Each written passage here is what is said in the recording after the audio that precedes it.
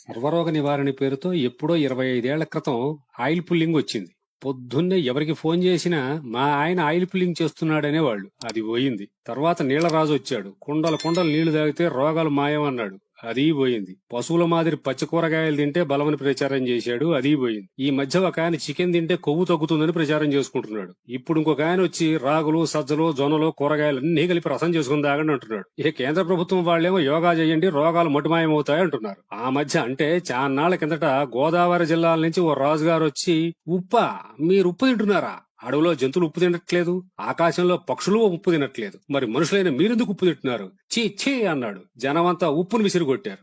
అంతటితో ఊరుకున్నారా?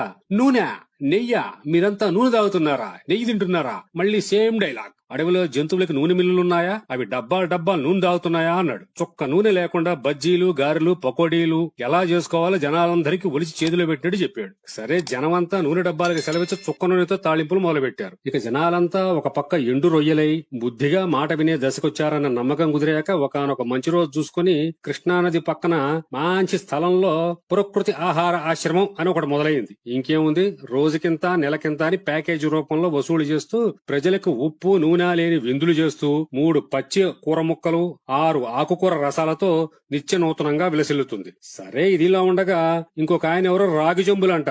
రాగి చెంబుల్లో నీళ్లు నింపి చంద్రుడు ఎదురుగా పెట్టి తెల్లారి ఆ నీళ్లు తాగితే అసలు చావేరాదని ఘంటాపదంగా చెప్పాడు. ఇంకేముంది, కోట్లల్లో పడి రాగి చెంబుల వేట.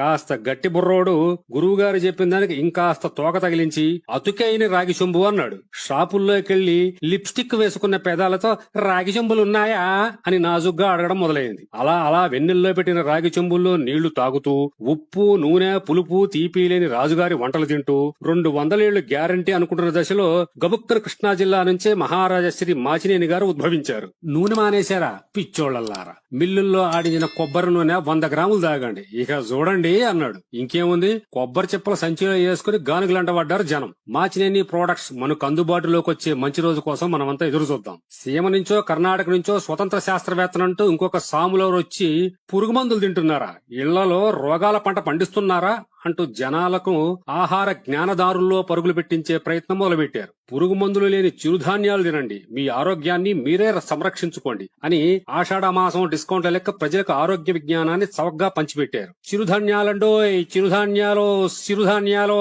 అంటూ పాలు తాగితే హార్మోన్స్ ఇన్బ్యాలెన్స్ అయి చస్తారు, సిరిధాన్యాలు తినండి, చావకుండా కలకాలం బ్రతకండి అంటున్నాడు. ఇంకేముంది, తెల్లటి ములకొలుకుల అన్నం, కర్నూలు సోనా బియ్యపు అన్నం తినే బేబక్కాయిలంతా సామలున్నాయా, అరికలున్నాయా, సొజ్జలున్నాయా అంటూ షాపులోళ్ళని పరుగులు తీయిస్తున్నారు. వీళ్లంతా ఇలా ఉన్నారు, నేనేం తక్కువ అంటూ మట్టి కుండల్లో వండుకొని తినడం మంచి ఆరోగ్యం అని మూలనున్న మరో మట్టి శాస్త్రవేత్త గారు పురావస్తు గృహంలో నిద్రలేచి మట్టి కుండ యాష్ట్యాక్ కట్టారు. విచిత్రం ఏంటంటే వీళ్ళెవ్వరూ డాక్టర్లు కాదు, ఆరోగ్య శాస్త్రం చదువుకున్న వైద్యుల్ని మాత్రం ధాటిగా విమర్శిస్తుంటారు.